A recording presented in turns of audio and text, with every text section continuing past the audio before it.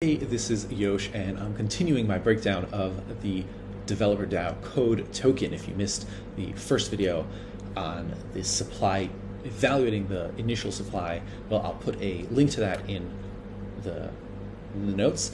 But here I want to start going into the supply a little bit deeper. So we have 10 million tokens, 50% are going to the Developer DAO, and we can even see those transactions here, right? We have 6.6 million tokens going to this contract.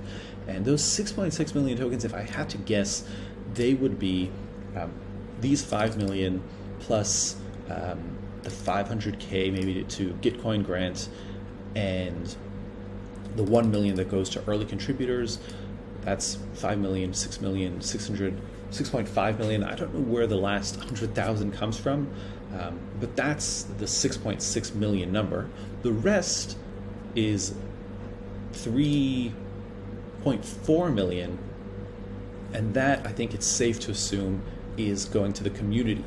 So that's 2.5 million going to regular members and 10%, 1 million going to early contributors. Now, the reason that they're distributing this is because they want to distribute governance. And so if we go here and we can actually see these distributions going out to the community, and I'll get to us in a moment why we care about those different distributions. But if we go down the road here, we can easily see that over the past 2 days there have been lots of transactions. Most of them are in this 817 and 400 token range, and that makes sense because that's what they're laying out here, right? If you want to claim your tokens, you're eligible to 400 code tokens, some specific bonus of 417 if you're an early participant. So that's why the majority of token claims are for either 400 or 817. But naturally, there are also people who are getting more tokens, and that we can assume are the earliest contributors, right? Because the point of the governance was to spread the tokens around to people who contributed the most, right? So here we have Jazza.eth getting 20,400 tokens, so that's probably 20,000 for early contribution. Mize1237eth got another 20,400. And the reason we care about this is because I laid out that when we're judging supply, we want to care, we're interested in a few things, right? The total token supply, which is 10 million, although I said in my last video that this can grow, there isn't a max cap here. The public issuance and distributions and issuance rates. So here what Developer DAO has done is there is no vesting, so those 10 million are on the market, quote unquote. Understanding the insider distribution investing, that goes into this as well. Because if we go back here, you can see this 3.4 million, which we just looked at, is now public. Anyone can use it to stake, for governance votes, they can dump it on the market.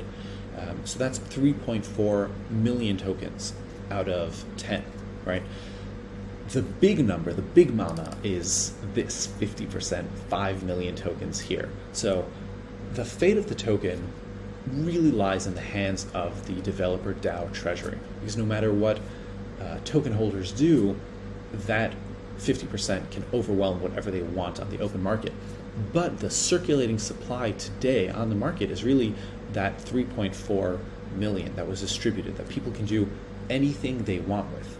And so if we go back to understanding supply, understanding those numbers and the interplay and what people can do with it, that's what you need to understand to evaluate the circulating supply on the market, the free float. How likely is it that there will be too small supply and a big pop, and then maybe the Developer DAO can sell tokens and impact the price, because they're basically the central bank of this economy. So understanding the interplay between the total token supply, the public initial distribution, and the insider distribution is really, really critical here. Now, Developer DAO is a pretty simple example on the supply side because there is no vesting, there is no staking, and there is no issuance rate. That's what I really like about this token design. It's simple, it's easy to understand. Where it gets interesting is judging demand, which is going to be the next video.